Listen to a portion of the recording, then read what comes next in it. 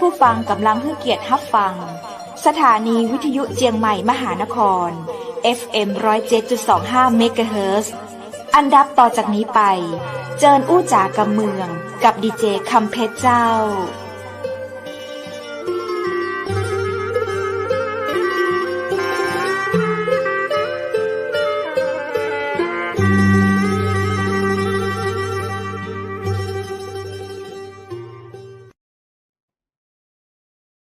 จัดนักนะเจ้า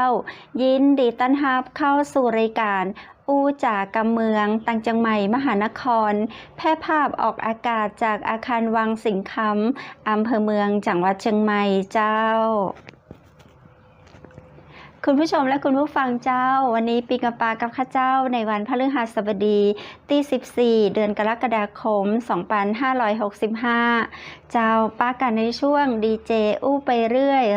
อยได้สาระนะเจ้าจะได้มากหรือได้น้อยจะได้นั้นนะเจ้าก็ติดตามพอกอยกันเนาะเจ้าคุณผู้ฟังวันนี้กับคำเมืองข้าเจ้าดีเจคำเพชรดีเจวุฒิผู้ดำเนินรายการนะเจ้าก็จะเอางานบุญมาฝากคุณผู้ชมและคุณผู้ฟังนะเจ้าคุณผู้ฟังเจ้าวันนี้ก็เป็นวันแฮมแล้วนะเพราะว่าตะวันนี้ขึ้น15ค่ำเดือน10เจ้าเป็นวันที่ดีมากมายเจ้าเปิ้นของวันสุภมิตรมหามงคลนะเจ้าตรงกับวันมงคลมหามงคลก็คือเมื่อตะวาเป็นวันเป็งปู้ตวยนะเจ้าแล้วก็เป็นวันอาสาฬหบูชานะเจ้าและวันนี้ก็เป็นวันเข้าพรรษา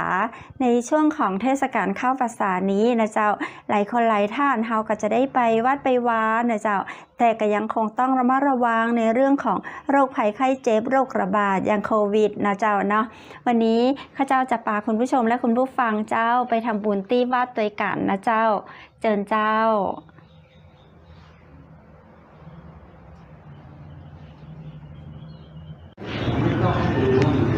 มีแบบที่ไม่รู้ว่าตัวแล้วก็คนที่เปิดรายการทำรายการทำไม่ติดสวัสดีเจ้าสวัสดีคุณผู้ชมที่ฮักและกระตึงหาจัดนักเนอะเจ้า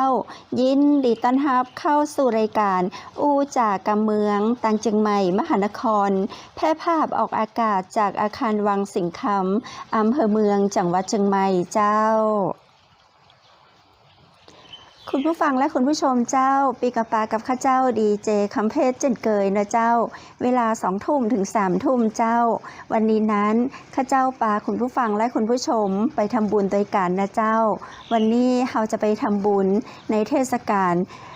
วันอาสาฬหบูชาเทศกาลเข้าพรรษาปี2565เจ้า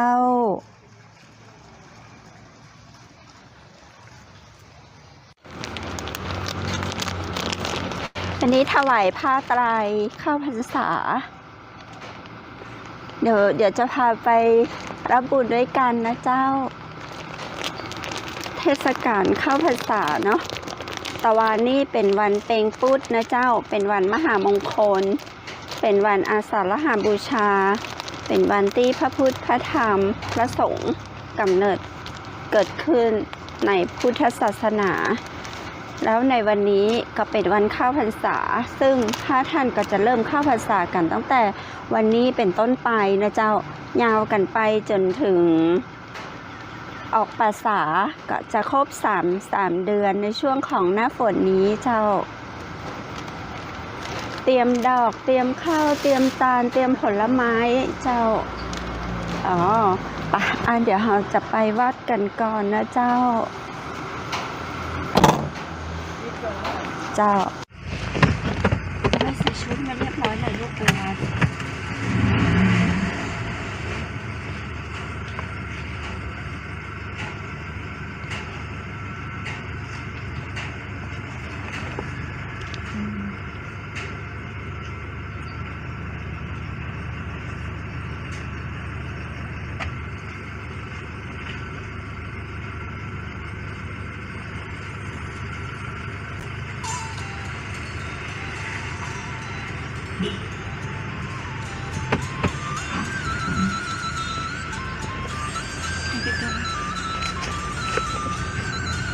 ถ่ายมัน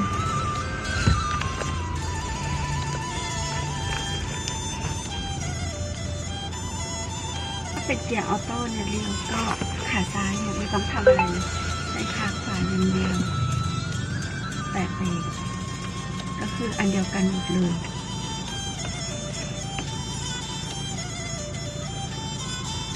เบรกพอเราปล่อยจากเบรกเราก็จะมีแตะคันเร่งนิดนึงแต่แล้วฟอร์จูเนอร์เนี่ยไม่ต้องแตะคันเร่งมันก็ไหลไปได้แต่ถ้าสเปอร์มันก็จ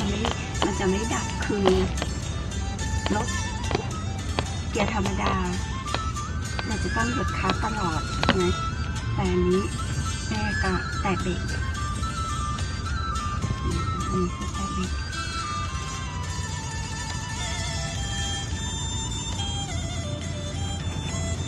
อย่าอันถ่ายวิดีโอไปได้เลยเดี๋ยวพี่ตัดเสียง ตัดคนเดียวใช่ป่ะใช่แล้ว ได้ไปชาร์จทอดเอา มันไม่ขายเลยขโมยสอนโหดเดียวขโมยสอนที่ไหนล่ะ เดี๋ยวถ่ายแล้วเนาะต้นอ้อลาวันนี้แม่จะไปตัดต่ออะไรที่แม่ฝึกก็ไม่ทำให้เข้าใจแม่จะต้องรบกวนลูกนะ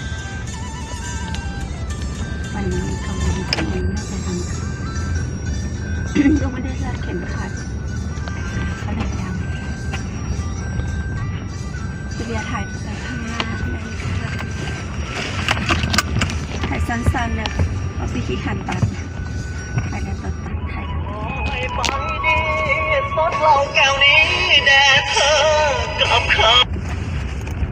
จับทำอยู่กำลังไปวัดจะไปขายจ้ะ ผ้าฉันพอดีมั้ง กำลังไปวัดจะไปกายไปถวายเตียน 11 โมงผ้าผ้าฉันพอดีกะ อยู่ในรถอ่ะ แล้วตัดตอน เอาวันนั้นนะลืมแล้วก็จะไปลืมเก็บไว้เดี๋ยวนี้เอาบอกแกละว่าลืมเอามา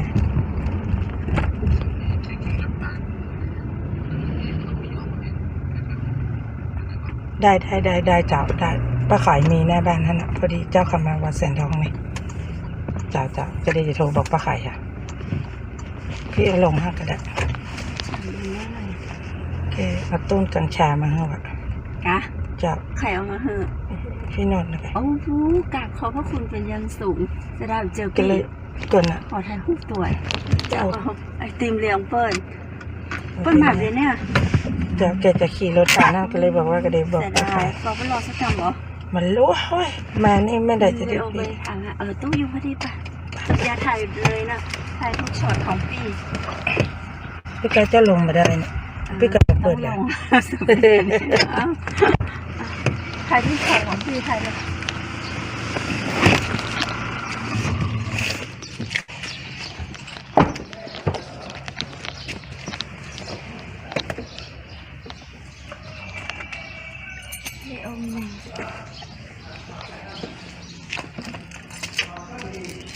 ถึงบ้านแล้วเจ้า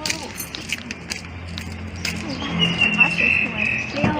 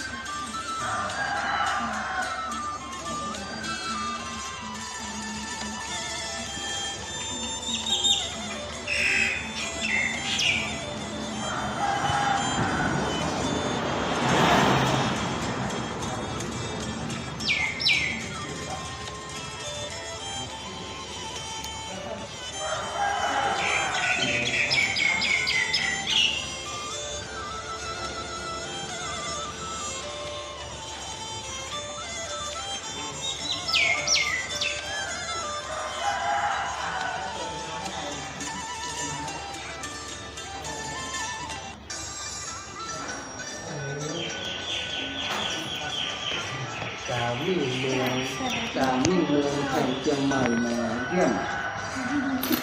ที่เหนื่อยเจอใจเจอ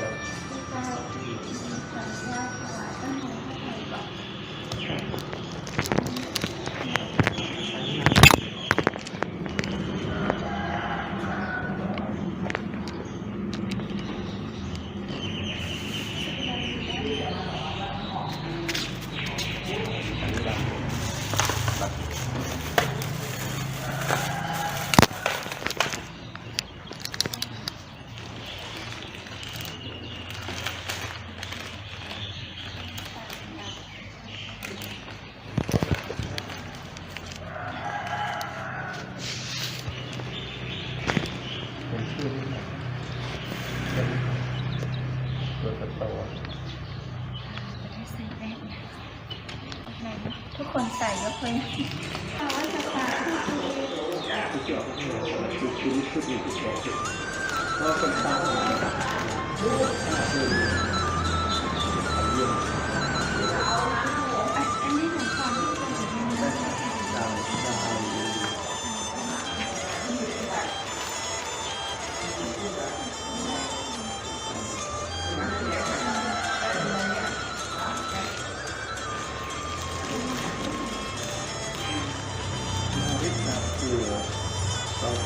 ระเทศสองเลยตัวคอจุดจะดีไ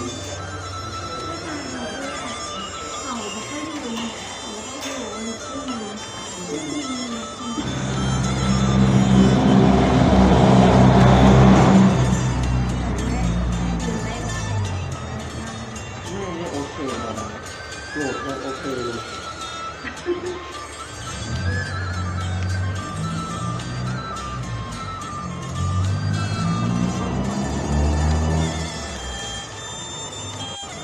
ปลูกต้นไม้เพื่อมากกว่าที่สุดตอนปลูกต้นไม้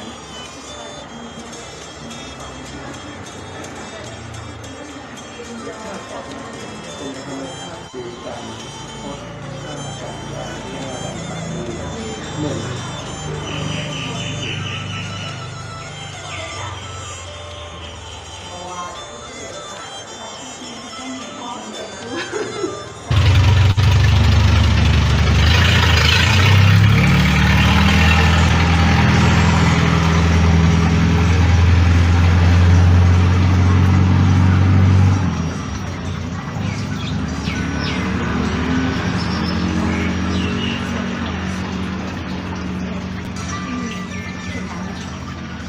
ใกล้ๆหน่อย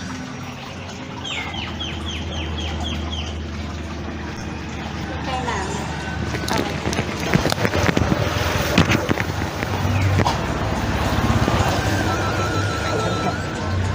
ปิดก่อนเลย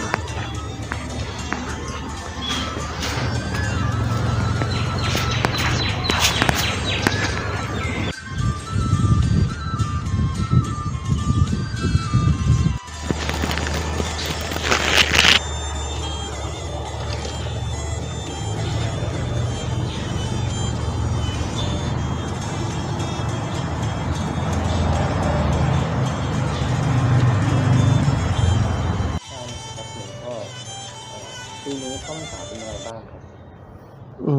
ประเพณีเข้าพรรษาของแม่เสลียงของเฮาปีนี้รู้สึกว่าคึกคืนเพราะว่าเฮาเว้นมา2 ปีละเป็นช่วงโควิด -19 มาเยือนเพราะฉะนั้นปีนี้เหมือนยังจะคึกคืนขึ้นตะวานี้ 2-3 วันมานี้เริ่มตาลแล้วก็ตะวานี้เป็นการขึ้นวัดทำบุญกันตั้งแต่ เมื่อเจ้าภาคเจ้าก็อันใส่บาตรแล้วก็ไหว้พระรับศีลฟังธรรมอานิสงส์เข้าวัดสาจากนั้นก็ตอนบ่าย4 โมงที่นี่หรือว่าหลายวัดในแม่เสรียงก็จะมีการเรียกว่าปฏิบัติธรรมหรือทำวัดเย็น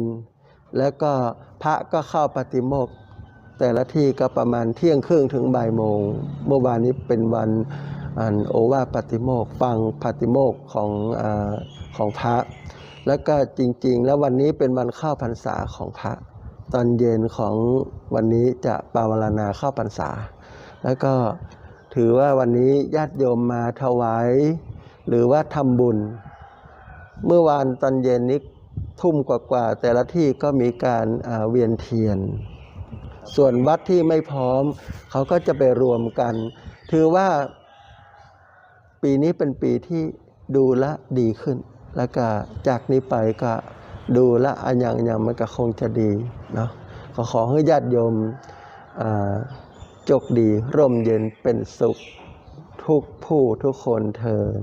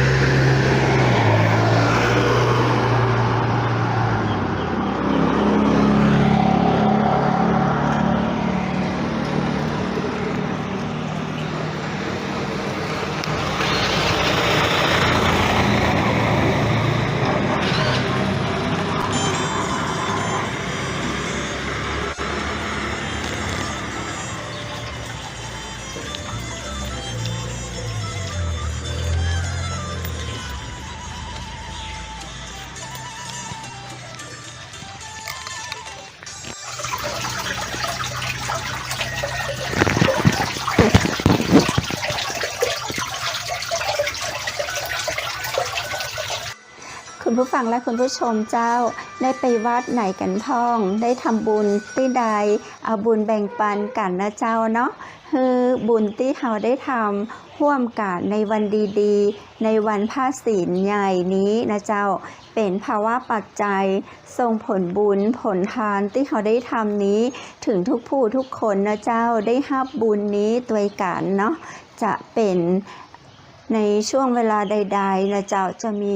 ทุกภัยโรคภัยไข้เจ็บใดมากระตามก็ขอให้ปลอดภัยกันนะเจ้าได้รับบุญกันในทั่วหน้านะเจ้า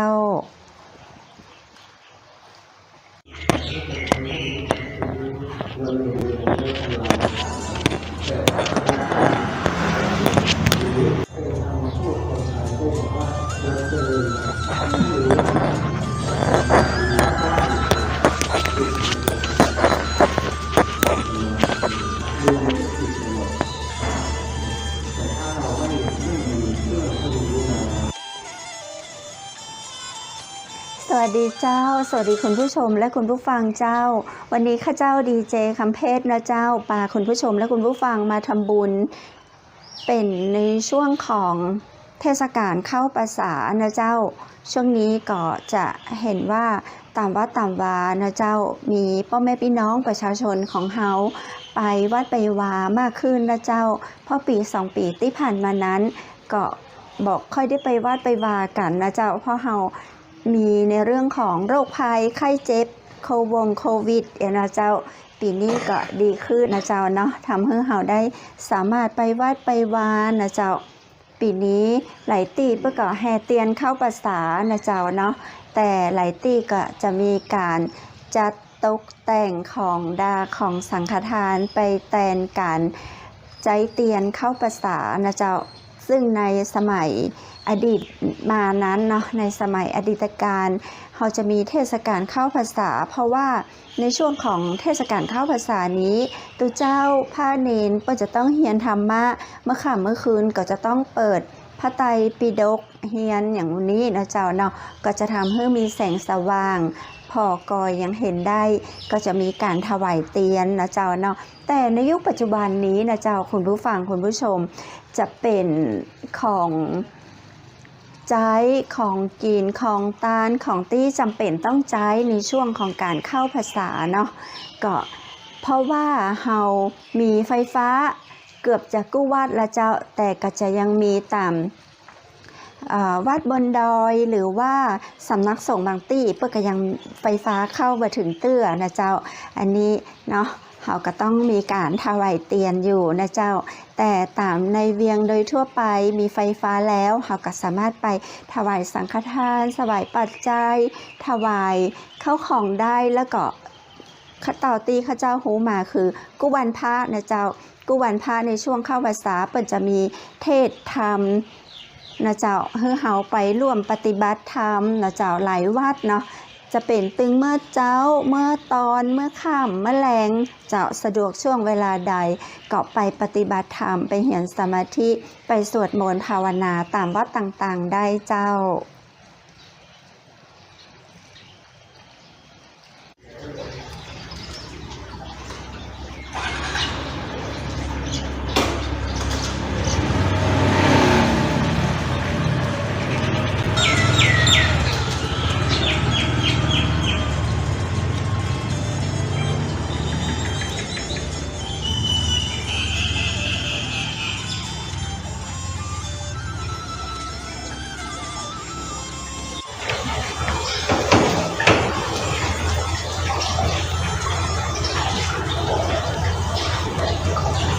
คุณผู้ชมและคุณผู้ฟังเจ้า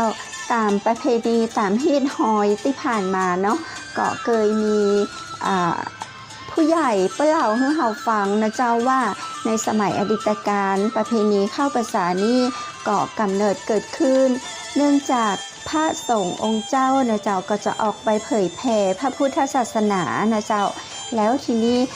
เปิ่นกับไปเดี๋ยวไปกุฏิไปกุตังไปเผยแผ่พระพุทธศาสนาให้พี่น้องประชาชนเฮาแต่ทีนี้นั้นเนาะในการออกไปในช่วงของหน้าฝนจะนะเจ้าเจ้าบ้านเจ้าจองเปิ่นก็เนี่ยต้งเนี่ยนานะเจ้าทำสวนทำนาทำไร่พระภิกษุสงฆ์ก็ไปเดินกลางต้งกลางนาเหยียบใส่กาเข้าเปิ้นตายเหยียบใส่สวนพักผลไม้เปิ้นตายนะเจ้าในช่วงที่เปิ้นเกาะกำลังปลูกงามๆนะเจ้าจะเรื่องราวนี้ไปถึงพระพุทธเจ้า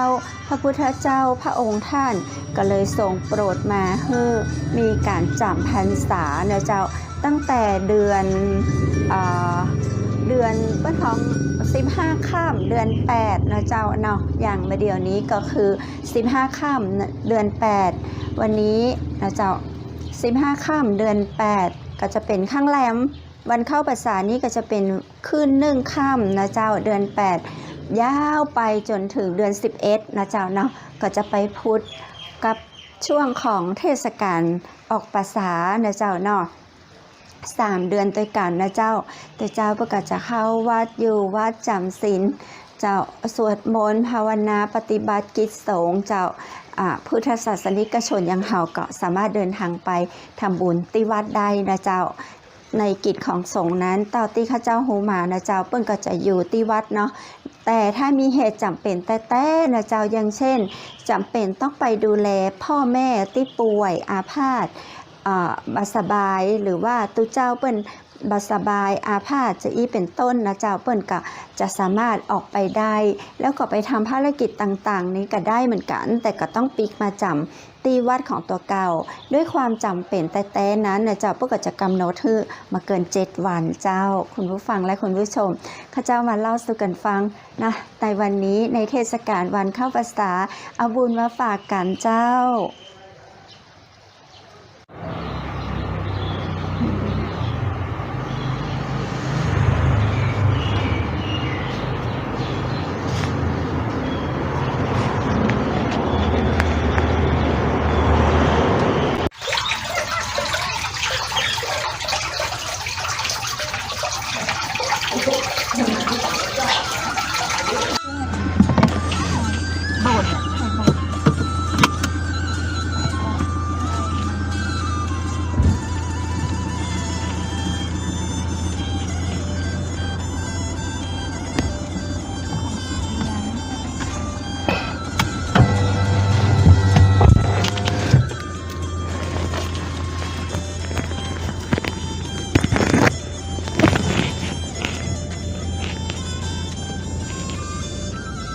ไปยังเสียว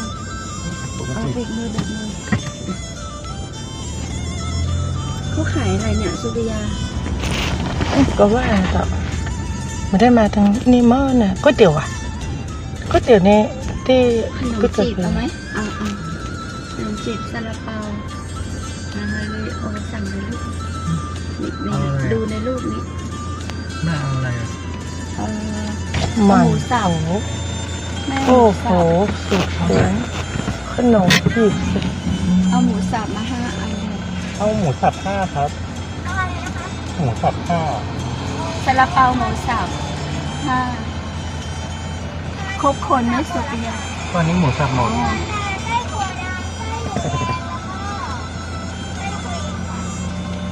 หมูแดง ลูกเอาไหมเอาหมูแดงนะเอาหมูแดง เอาหมูแดงครับหมูแดง5 มันไม่พอมันดูไม่น่ากินเลยอะ ไปข้างหน้าแล้วกันนะ มันไม่พอคน เดี๋ยวไว้ข้างหน้าแล้วกันครับ ไปข้างหน้า ช่างโครงป้าขายอะไรอย่างเงี้ยอย่างซื้อแจกเขาหรือว่าแบ่งกันยังไงนะ ข้างหน้าแล้ว ข้างหน้ามันไม่มีแล้ว ข้างหน้าก็คือมีอย่างแล้ว ซื้อแจก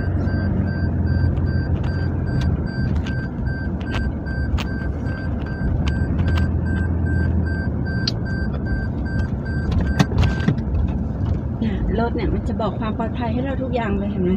ทำให้ลืมอะไรมันก็จะติดต๊อดวันนี้เลยโอแจกไอติมที่บ้านแหละ คือแบบจะขายช่างโทนเวลาทุกคนเลือกกินได้แบบนี้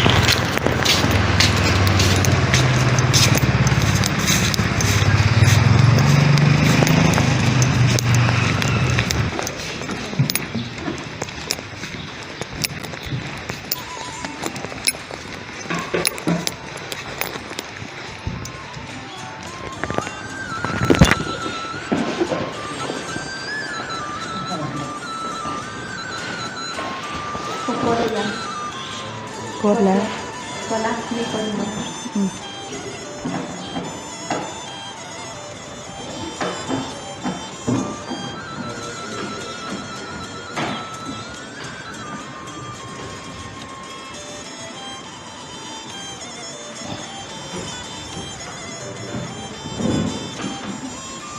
สอบแวดสอบหัดแล้ว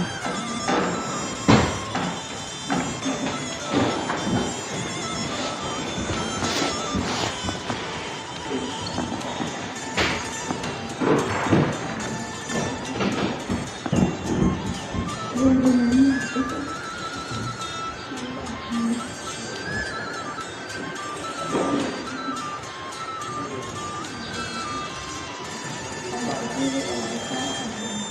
อ๋อได้ยินนะบ้างฉันเพลแล้วเข้ามาให้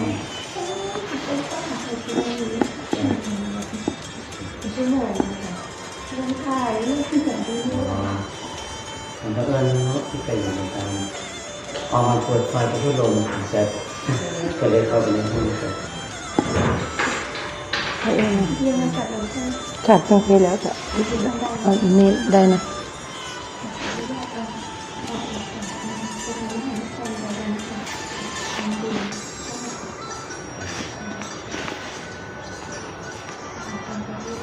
ก็ทำงานก็ได้อะไรตัวนี้ตั้งมือก่อนตั้งมือสามจบแล้วไหว้ครับ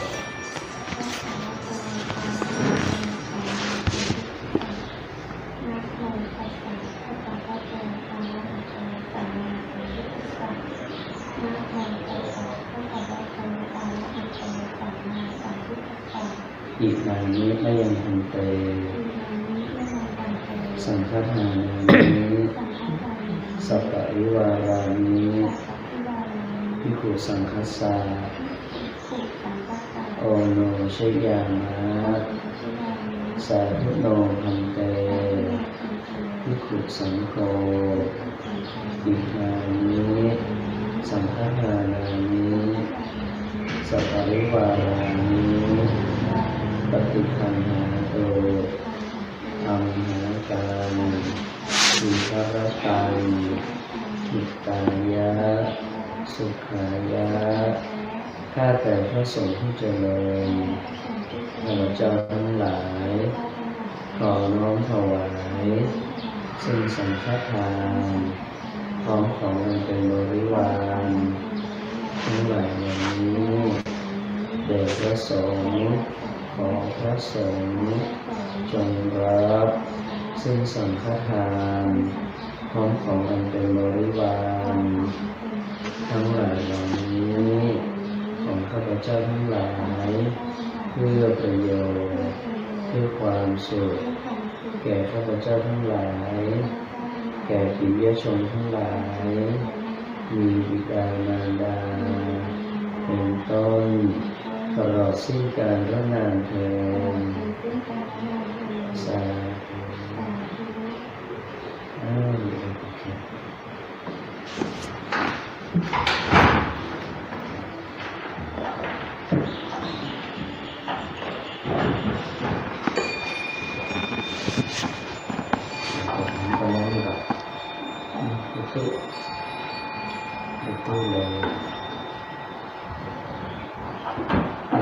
FM ไปสอบติดที่ไหนครับอย่างเราไม่ทราบดีนะดีส่งเสริมต่อไปดีบ้างงานแบบก็ยังจะได้ไปเปิดโลกกับนักและเกิดได้นำความเจริญมาพัฒนาต่อไปตรงนี้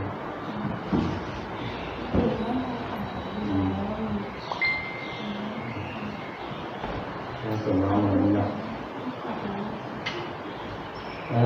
ฮักปอนเนี่ยน้ำอ่านสดยะถาวาริวาหาปุราปริปุเรนติสาครังเอวะเมวะอิโตทินังเปตานังอุปกัปปติอิชิตังปันทิตังตุมหังคิปะเมวะสมิชันโตสัพเพปุเรนตุสังคัมปาจันโทปนะระโสยถามณิโชติระโสยถาดิเรอจจะในวันนี้ก็หากว่าเป็นวันดีสริสุภมังคละอันประเสริฐกำเริบยิ่งกว่าวันแรกวันทำแรกท่านเจ้าพระนักบุญเพื่อศรัทธาท่านได้ปากันสรณงคงไฟตกแต่งเป็นท้องน้อมนำมายังแต่เยอะวัตถุตานสังฆทานน้อมถวายเป็นทานในการบัดนี้พระนิสงส์บุญทานที่เกิดจากการให้ทานในวันเข้าพรรษาปัจจุบันปี 2565 ในการบัดนี้ขอหยดน้ำในทานไปรอดถึงตนเองเจ้ากรรมในเวรเจ้าเกณฑ์ชะตาเทวบุตรเทวดาเจ้าตนมีฤทธิ์เก่งกล้าจงได้มาปาตาอนุโมทนามากิจมาเทียนมาจดเอาลาย มาเอาชื่อท่านเจ้าปรมาบุญราชศรัทธาที่ได้ปาการมาทำบุญในปีกาการะบัดนี้นั่นจุงจะมีโสยติธรรมโมจยันนิคัสสิโตเปตานะบูชาเจตตาภูราราภังจะทิสุนมโนปฏินังตุเมหิตุยังจะสุตังอนันต์ประกันติบุญกุศลที่เกิดจากการให้ทานจงได้เป็นผลสะท้อนย้อนคิดไปพบห่มภาษาท่านเจ้ามุนราชศรัทธาได้มีความสุขอายุมั่นควรยืนอยู่ให้มีใจไปให้มีโชคมีราชนะป่าแปรถ้าสัสสะโลไปชุดเยี่ยงทุกประการนั้นจุงจักมีเที่ยงแท้ดิริสัพปีติโยวิวัชชันโตสัพพะโรโกวินาสันตุมาเตภวัตวันตรโยสุขีทีคายุโกภวะอภิวาตานะสิเรสนิจังวุธาปจายิโนจัตตารโรธรรมวัฏันเตอายุวันโนสุขังปรังนิพพานังปรมังสุขัง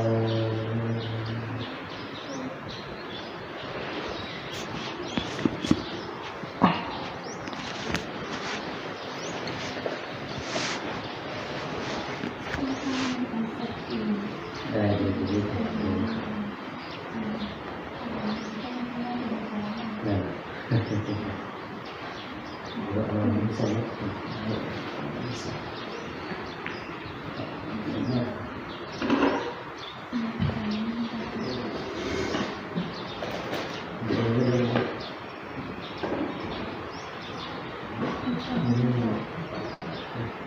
เราใช้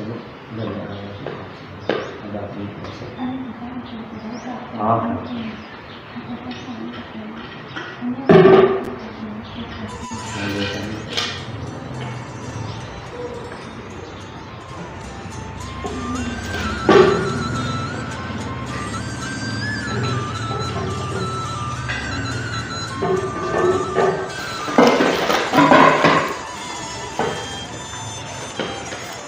อันนี้ไฟผมนี้ข้าวอีสานต้องอันสักใบพระประจับมาจะสวดมนต์2 โมงทุกวันพระให้ผมมาสวดมนต์ทั้งวัน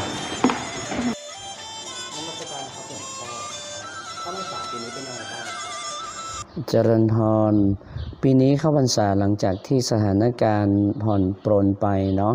เมื่อวานก็มีกิจกรรมวันอาสาฬหบูชาในส่วนของอำเภอแม่เสรียงและก็วัดศรีบุญเรืองเราก็จัดกิจกรรมเมื่อวานมีการขึ้นวัดศรัทธาญาติโยมก็มาฟังธรรมแล้วก็ทำบุญตักบาตรและเมื่อวานเนี่ยก็มีการเวียนเทียนและส่วนในวันนี้เนี่ยเป็นวันเข้าพรรษาก็คือเป็นวันปวารณาอธิษฐานกับพระสงฆ์สามเณรว่าจะต้องอยู่จำพรรษาภายในอาวาสหรืออารามที่ใดที่หนึ่งเพราะฉะนั้นก็วันนี้ก็จะมีกิจกรรมในส่วนของพระสงฆ์สามเณรในส่วนกิจกรรมของเข้าพรรษาของแม่เสรียงปีนี้โดยเฉพาะวัดศรีบุญเรืองในช่วงทุกวันพระตอนเช้าก็มีกิจกรรมทำบุญตักบาตรฟังธรรมแล้วก็ในช่วงภาคบ่ายเนี่ยหลังจากที่เราได้รับผลกระทบจากสถานการณ์ไม่ปกติทางโรคระบาด2 ปีที่ผ่านมาก็งดกิจกรรมไปแต่ปีนี้หลังจากที่ผ่อนปรนมาญาติโยมก็ตั้งใจปรึกษาหารือกันว่าทุกวันพระตอนบ่ายเนี่ยเวลาประมาณ2 โมงหรือ 14 นาฬิกาเนี่ยก็จะมีการทำวัดไหว้พระสวดมนต์เย็นปีนี้ก็ตั้งใจว่าญาติโยมในอำเภอแม่เสรียงเราก็มาร่วมกันหลายหมู่บ้านเมื่อวานก็มีแปลกหน้าแปลกตามาก็มีอยู่จะสวดธรรมจักรปวัตนสูตรแล้วก็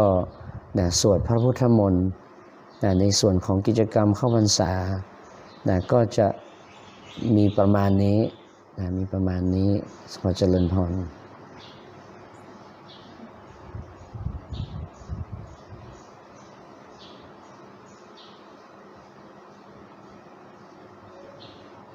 เราไป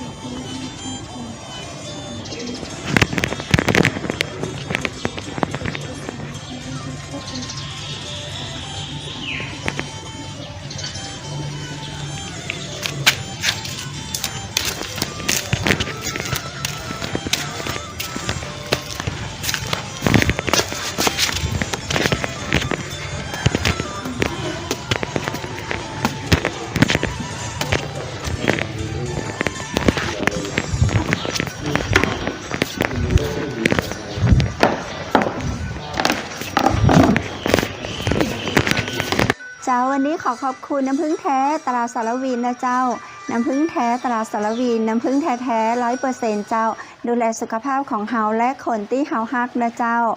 ท่านใดสนใจก็สอบถามรายละเอียดเพิ่มเติมได้นะเจ้าผลิตจำหน่ายโดยห้างหุ้นส่วนจำกัดแม่เสรียงแอดเวอร์ไทซิ่งเจ้า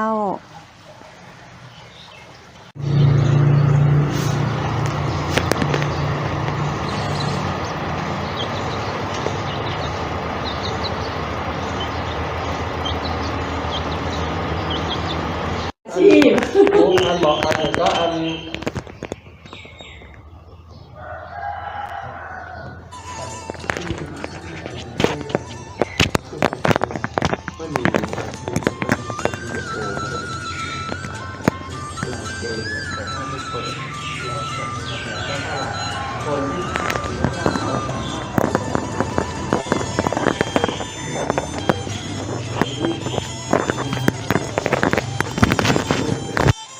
เจ้าในวันนี้ข้าเจ้าขอขอบคุณผลิตภัณฑ์ดีโลดีท็อกนะเจ้าดูแลสุขภาพของเฮานะเจ้าอยากสวยใสนะเจ้าดีโลดีท็อกเจ้าช่วยขับถ่ายของเน่าของเสียนะเจ้าออกจากร่างกายเฮาเจ้าเทศกาลเข้าพรรษานี้เฮาขับถ่ายของวดีออกจากจิตใจเฮาน้อมนำธรรมะเข้าสู่จิตใจมีศีลมีธรรมนะเจ้าเช่นกันร่างกายเฮาก็เช่นกันละเจ้ามีอย่างที่ยังตกค้างอยู่ในร่างกายเฮาดีท็อกออกให้หมดนะเจ้าจะได้สดใสจากภายในสู่ภายนอกตึงภายนอกและภายในเจ้าฟังและคุณผู้ชมเจ้าถึงช่วงสุดท้ายของรายการแล้วเนาะจะได้ในค่ำคืนนี้นั้นข้าเจ้าก็ขอให้คุณผู้ฟังและคุณผู้ชมนะเจ้านอนหลับฝันดีนะเจ้ามีความสุขทุกคนทุกท่านปีกับป้ากันแห่ใหม่นะเจ้าในโอกาสต่อไปสำหรับวันนี้สวัสดีเจ้าโอ้ไปเอาเจ้าคุณผู้ชมและคุณผู้ฟังเจ้าปากันไปแอลเนาะปากันไปทำบุญนะเจ้าได้บุญมาฝากกันนะเจ้าในช่วงเทศกาลเข้าพรรษาในปีนี้นอกจากเฮาจะไปได้กุวันแล้วนะเจ้าอย่างที่ท่านพระอาจารย์บอกว่าในวันพระนะเจ้าก็จะมีเทศพุทธศาสนิกชนเฮาสามารถไปฟังธรรมไปสวดมนต์ภาวนาได้ตัวนะเจ้ากู้วันพระเวลา 14 นาฬิกาหรือว่าบ่าย 2นะเจ้าตีวัดศรีบุญเรืองเนาะก็มีกิจกรรมกู้วันพระก็ขอเชิญนะเจ้าเนาะข้าเจ้าก็ว่าจะไปตัวเปิ้นเหมือนกันจะได้กี่วันพระนั้นก็จะแบ่งปันบุญให้กับคุณผู้ชมนะเจ้าสำหรับวันนี้นั้นข้าเจ้าก็ต้องกราบขอบพระคุณพระอาจารย์รัตนยาโนจากพุทธอุทยานสวนบุรณะรักธรรมตำบลแม่แลมอำเภอแม่ริมจังหวัดเชียงใหม่นะเจ้า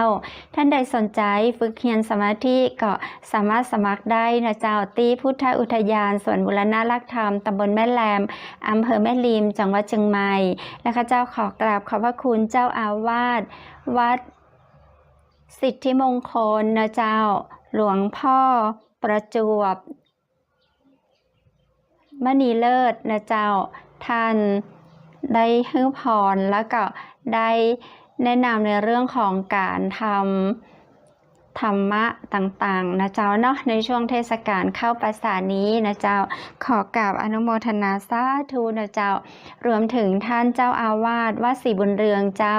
พระอาจารย์อัสดีนวิสุทธิจิตโตนะเจ้าหลวงพ่อที่ประชาสัมพันธ์เรื่องของการเข้าไปฟังเทศน์ฟังธรรมในวันพระในช่วงเทศกาลเข้าพรรษานี้นะเจ้าสาธุขออนุโมทนาบุญนี้ถึงคุณผู้ชมและคุณผู้ฟังทุกคนทุกท่านนะเจ้าและในวันนี้ข้าเจ้าขอขอบคุณสปอนเซอร์ใจดีนะเจ้าโรงแรมแม่เสลียงเวียงงามสำรองจองห้องพักราคาประหยัดได้กู้วานนะเจ้าที่โรงแรมแม่เสลียงเวียงงามโทรถามได้นะเจ้าที่053-621-444เจ้าและขอขอบคุณผลิตภัณฑ์ดีโลนะเจ้าดีโลพลัสดีโลพลัสเป็นผลิตภัณฑ์ช่วยดีท็อกซ์สุขภาพนะเจ้าผสมสารสกัดจากเมล็ดลิ้นจีนะเจ้าทำให้สวยใสหุ่นกระชับนะขับถ่ายคล่องเจ้าทานได้ ตึงคุณผู้หญิงคุณผู้ชายนะเจ้ามันยิงป้าใจกินได้ดีขนาดเจ้าหอมกลิ่นด้วยสูตรพิเศษเจ้าอันนี้เป็นสูตรกำจัดไขมันโดยเนอร์บำรุงผิวสวยใสกำจัดไขมันเจ้ากลิ่นหอมจากเมล็ดลิ้นจี่สนใจจะได้สอบถามรายละเอียดเพิ่มเติมได้นะเจ้าดีโลดีท็อกบริการส่งทั่วไทยเลยเจ้าคุณผู้ฟังและคุณผู้ชมวันนี้ข้าเจ้าขอขอบคุณน้ำผึ้งแท้ตราสารวินนะเจ้าน้ำผึ้งแท้ตราสารวินเจ้าอันนี้เปิ้นกับบริการส่งทั่วไทยเหมือนกันนะเจ้าจากห้างหุ้นส่วนจำกัดแม่เสรียงแอดเวอร์ทิซิ่งสนใจจะได้สอบถามรายละเอียดเพิ่มเติมได้นะเจ้ารวมถึงวันนี้ถ้าท่านใดที่กดไลค์กดแชร์นะเจ้าส่งไปแชร์ได้5กลุ่มขึ้นไปนะเจ้า10กลุ่ม20กลุ่มนะเจ้า3คนแรกที่แชร์ได้เยอะที่สุดจะได้รับรางวัลจากน้ำผึ้งแท้ตราสารวินเจ้าแชร์รายการเชียงใหม่มหานครของเฮาไว้นักๆนะเจ้าเนาะจะได้อันน้ำผึ้งไปดูแลสุขภาพกันได้ทั่วถึงนะเจ้าทั่วประเทศไทยเลยเจ้าคุณผู้ฟังและคุณผู้ชมและในวันนี้นะเจ้าข้าเจ้าก็ขอขอบคุณผ้าพิธีกรหญิงจากร้านผ้าพื้นเมืองชุดไทยใหญ่อำเภอแม่เสรียงนะเจ้าเปิดบริการทั้งราคาปลีกและราคาส่งท่านใดสนใจนะเจ้าสอบถามรายละเอียดเพิ่มเติมได้นะเจ้าและวันนี้ข้าเจ้าดีเจคำเพชรและทีมงานเชียงใหม่มหานครขอลาคุณผู้ฟังและคุณผู้ชมไว้ก่อนนะเจ้าจะได้ขอให้มีโชคมีลาภมีวาสนาที่ดีนะเจ้าเข้าพรรษาปีนี้เนาะมีความสุขกันนะเจ้าสำหรับค่ำคืนนี้นอนหลับฝันดีราตรีสวัสดิ์เจ้า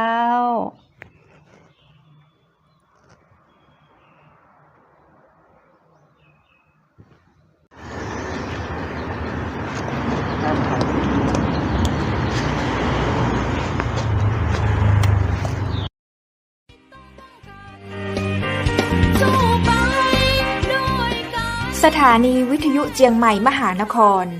107.25 เมกะเฮิรตซ์ขอแสดงความห่วงใยและเป็นกำลังใจให้ทุกท่านในช่วงการระบาดของโรคโควิด -19 ในครั้งนี้เพื่อลดความเสี่ยงควรสวมหน้ากากอนามัยทุกครั้งล้างมือเป็นประจำขอให้อยู่ที่บ้านให้นักที่สุดด้วยความปรารถนาดีจากหมู่เฮาเจ้าเจียงใหม่มหานครสนับสนุนโดยกาแฟโกแม็กคอฟฟี่และโรงแรมแม่เสรียงเวียงงามโทร 053-621-444 และ 081-595-2883